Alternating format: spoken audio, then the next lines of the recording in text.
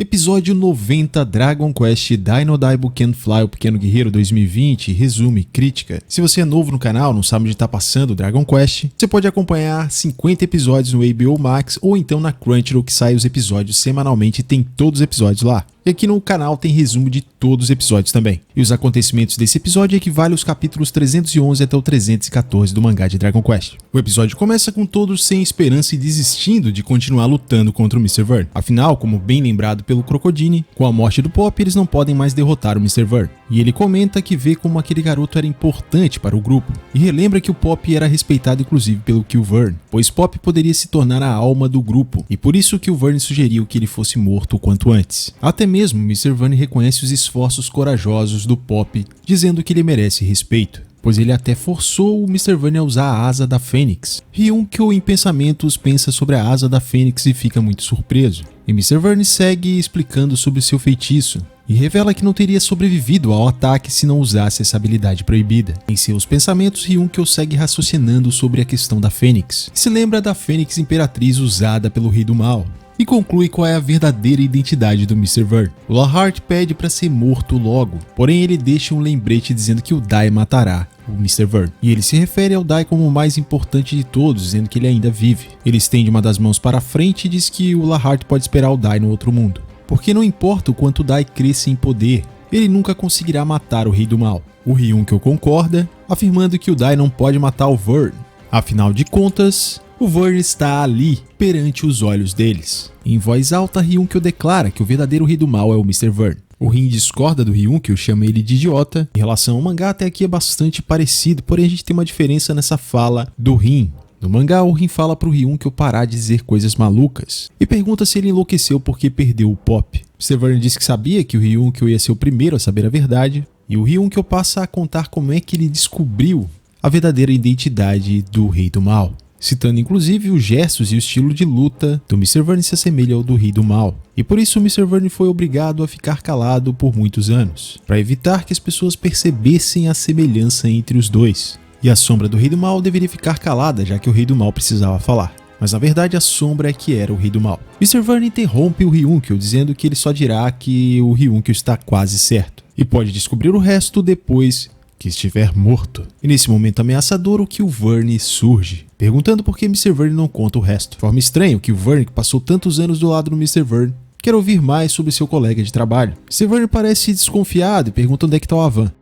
Responde que Avan está morto. Vemos Man e Ryunkyo desolados, diante de mais uma perda. Por alguns instantes, Man até mesmo se desespera, e Mr. Verne agora dá uma intimada no Kill Verne, questionando esse absurdo dele desejar saber quem o Mr. Verne é de verdade, porque nem mesmo ele será poupado se descobrir o verdadeiro significado do rosto de Mr. Verne. Pressionado, o Kill Verne relembra que ele pode ter o dever de ajudar o Rei do Mal, mas ele não é obrigado a isso. Mr. Verne concorda e faz a seguinte afirmação: você é quase igual ao Rei do Mal. Ele elevou bastante a moral do Kill Verne aqui. O Mr. Verne relembra de quando o Kill Verne esteve diante deles pela primeira vez. Temos um flashback do ocorrido. Pelo que é apresentado nesse flashback, vemos que o Kill Verne é um mensageiro de alguém que o Rei do Mal conhece. Como suposto ato de amizade, ele foi enviado para colaborar com os planos do Rei do Mal. O Verne ri e diz que aquilo é uma piada, já entendendo que o Kill Verne foi enviado para caso seu plano falhar, o Kill Verne executará o Rei do Mal. Como o próprio nome do Kill Verne diz, significa matar Verne. Mr. Verne é apresentado como o braço direito do Rei do Mal, e no tempo presente ele conta que ficou impressionado com o Kill Verne ser tão calmo diante do Rei do Mal. Além, é claro, de sua petulância de usar o nome de Kill Verne, Mr. Verne segue conversando com o Kill Verne. Mr. Verne afirma que o Kill Verne nunca foi um verdadeiro servo do Rei do Mal, pois o Kill Verne serve a outro mestre, e a amizade deles também foi uma mentira.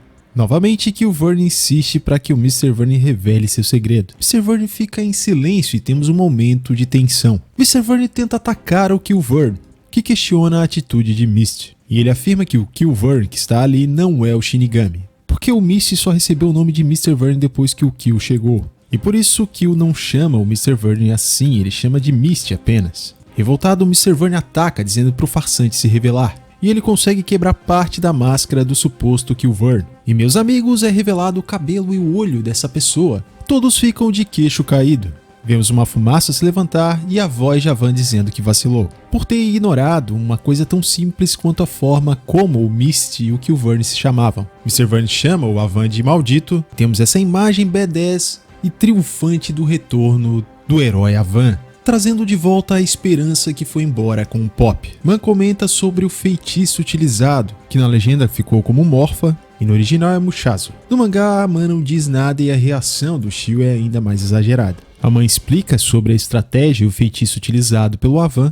Isso nós não temos no mangá, foi um acréscimo pro anime. Avan demonstra toda a sua sagacidade dizendo que veio se juntar a eles, mas viu que Ryunkyo estava desvendando o mistério. E ele usou o feitiço de transformação para tentar revelar o segredo do Mr. Vern, se aproveitando das informações que ele coletou do Killvern, lembrando que o Kill não era obrigado a ajudar o Rei do Mal. Misty pergunta sobre o que aconteceu com o Kill. Avan responde que quem morreu foi o Shinigami. Nos é mostrado um flashback daquela cena que a gente viu depois que o Killvern saiu do portal. E o pior é que o Killvern tinha dado a pista ali de que ele chama o Mr. Vern de Misty. Na sequência do flashback ouvimos a voz do Avan, que o olha procurando de onde vem a voz. E a suposta mão decepada do Avan se mexe. Rapidamente Killvern pega a suposta mão decepada e percebe que na verdade é uma luva cheia de areia. A areia sai da luva e começa a subir, e pouco a pouco vai abrindo um portal, e dele surge o Avan, para o desespero do Killvern.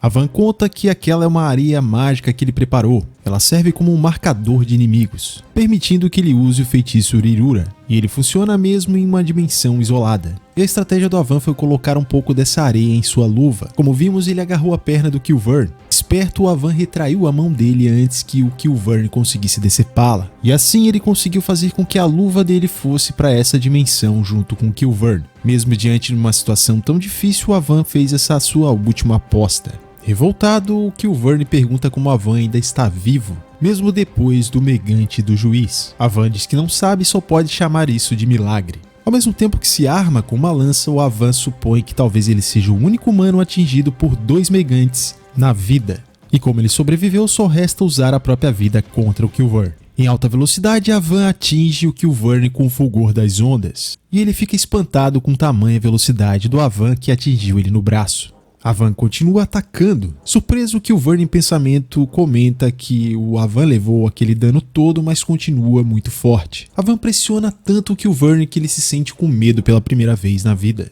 Vemos Avan lutar bravamente, dando vários golpes, fazendo o Killvern ficar sem entender como o Avan sobreviveu a tantas armadilhas. Avan consegue acertar outro golpe no Killvern, que acaba se afastando do Avan. E o Avan aproveita para fazer aquela pressão psicológica, relatando a desvantagem do Killvern. Avan acredita que o Killvern não tem mais nenhuma outra armadilha e dessa vez acabou de verdade. Mas um movimento o surpreende, porque o Killvern corta o próprio braço. E ele o joga para o ar e o braço começa a girar rapidamente, formando uma espécie de esfera. E o Avan fica tentando entender. Killvern admite que foi forçado a fazer isso por causa do Avan e diz que isso é um grande feito dele. E comenta que o Avan é um dos poucos que o Rei Vern teme, e por isso que o oferece um ataque final digno. E o nome do ataque é Cremação Flamejante. Transforma o braço que estava girando em uma imensa bola de fogo. Killvern relembra de um detalhe importante: o corpo dele tem a mesma composição do magma do mundo dos demônios. E quando acesa, ela se torna uma brasa de calor calcinante. Sem saída, o Avan resolve usar o Avan Strash. E Killvern não se sente nem um pouco intimidado.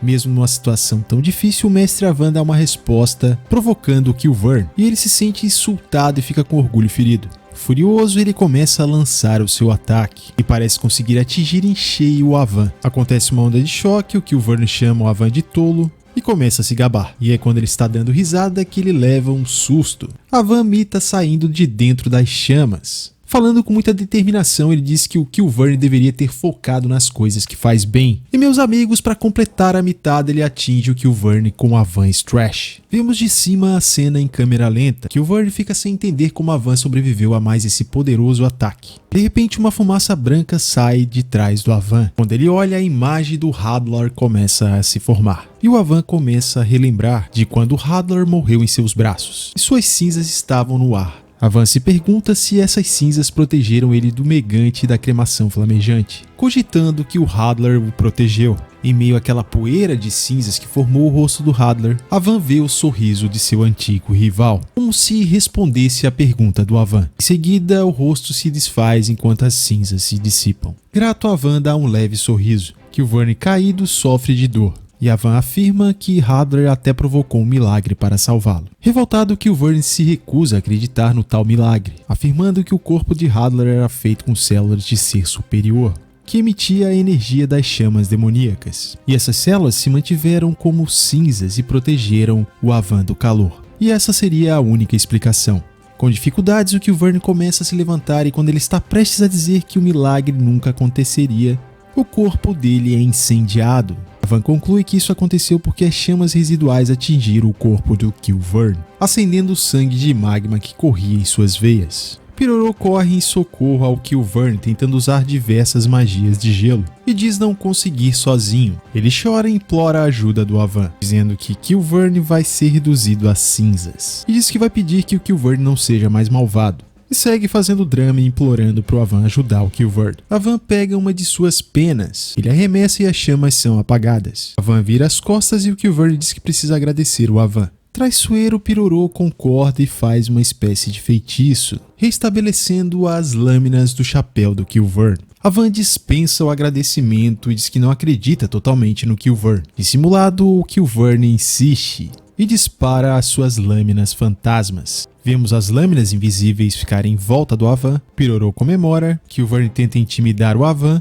Astuto, o Avan diz que já previa isso e revela ter deixado uma armadilha para o Kilverne. Dessa vez o Avan dá o troco, alertando que se Kilverne quiser manter a vida que o Avan poupou, ele não deve se mexer. Pirorô diz que é fake news. Kilverne também acha que é blefe e furioso fala pro Avan não fazê-lo rir. E meus amigos, ele se move e literalmente perde a cabeça. E Avan usou a 14ª lâmina que estava presa nele. Ele a trouxe de outra dimensão e plantou no Kilverne. Por isso ele não percebeu. Aparentemente Kilverne morreu, o Pirorô não consegue curá-lo. Avan acredita que nenhum ser vivo é capaz de viver sem a cabeça, mesmo sendo imortal. Isto é, se cortar a cabeça ele perde a imortalidade. E Avan menciona a regra do duelo, em que o perdedor é decapitado. O flashback se encerra com o Pirorô lamentando. De volta ao presente, Avan comenta que o familiar do Kilverne já não podia fazer nada, e o Kilverne morreu.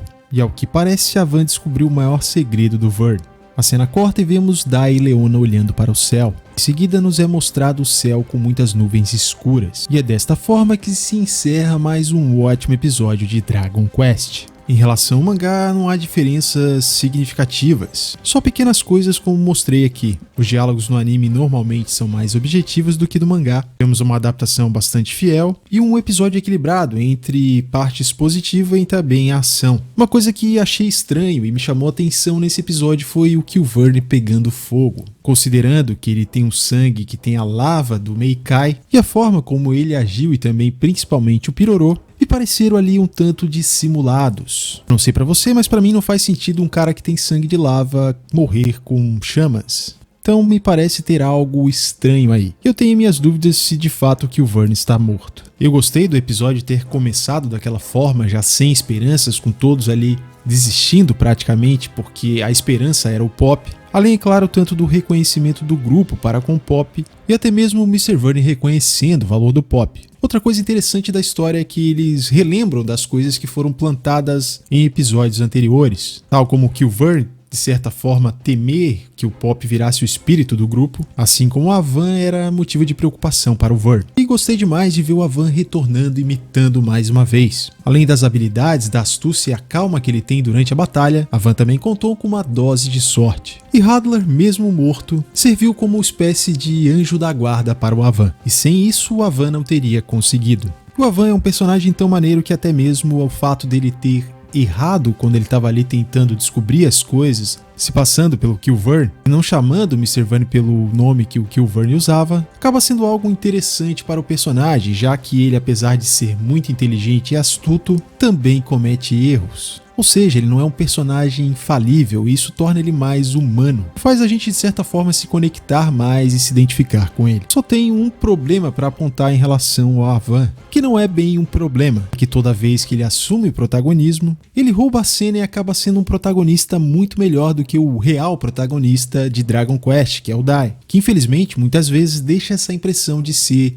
um dos protagonistas menos protagonistas de todos os animes. Eu não sei você, mas eu gostaria de voltar a me empolgar mais com Dai também. O Pop segue sumido e aparentemente morto, porém depois de tantas mitadas do Avan não seria surpresa alguma se de repente o Avan salvou o Pop no último minuto. Porém quero ver se isso acontecer de fato, como é que vão explicar. E você, o que achou do episódio 90 de Dragon Quest Dino Daibu Can't Fly, o Pequeno Guerreiro 2020? Deixa sua opinião aqui nos comentários. Valeu e vejo você no próximo vídeo. Isso aqui esquece, né? Tá falando da Elite. Esse cara é foda. Isso aqui esquece. Elite, gigante. Isso aqui é gigante.